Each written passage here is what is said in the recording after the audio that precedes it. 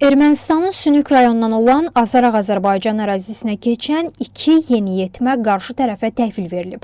Məlumatı Ermənistanın Milli Təhlükəsizlik Xidməti təsdiqləyib. Sözü gedən şəxslər Sünük rayonunun Tex icmasının sakinləri 2007-ci il təvəllüdlü Karin Cangiryan və 2008-ci il təvəllüdlü Andrey Gyagunts iyunun 6-sına keçən gecə saat 01:20 radələrində Aravuz kəndi ilə bitişik yerdə Azəraq-Azərbaycan ərazisinə keçib.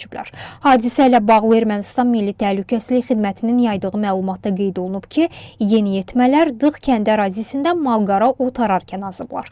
Hər zaman olduğu kimi bu məsələyə də Azərbaycanın çevik reaksiyası özünü çox gözlətmədi və dərhal yeniyetmələrin yeri müəyyənləşdirilərək onların geri qaytarılması üçün lazımi addımlar atıldı. Baxmayaraq ki, daha öncəki dövrlərdə Azərbaycan vətəndaşları analoji şəraitdə Azəraq-Ermənistan ərazisinə keçərkən onların üzərində dırnaqarası məhkəmə şovları qurulmuş və hüquqa zidd addımlar atılmışdı. Lakin Azərbaycan Respublikası bir daha dünyaya nümayiş etdirdi ki, hər hansı formada mülki şəxslərin dövlət siyasətlərinə, xüsusən təcavüzkar mahiyyət ifadə edən, təcavüzkar niyyət ifadə edən siyasətlərə alət etmək lazım deyil.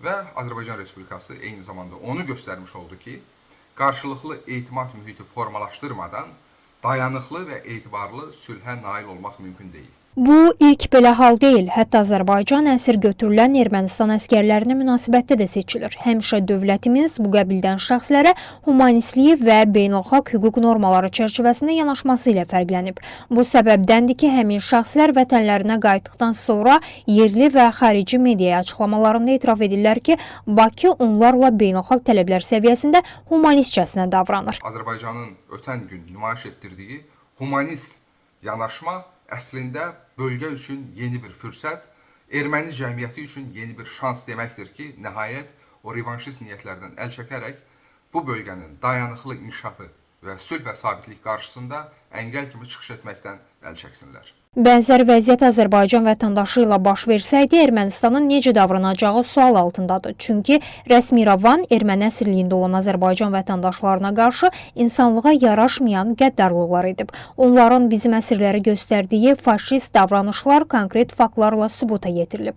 İstənilən halda Azərbaycan regionda sülh, təhlükəsizlik və sabitlik tərəfdarıdır. Bu hadisə fonunda bu bir daha təsdiqini tapır.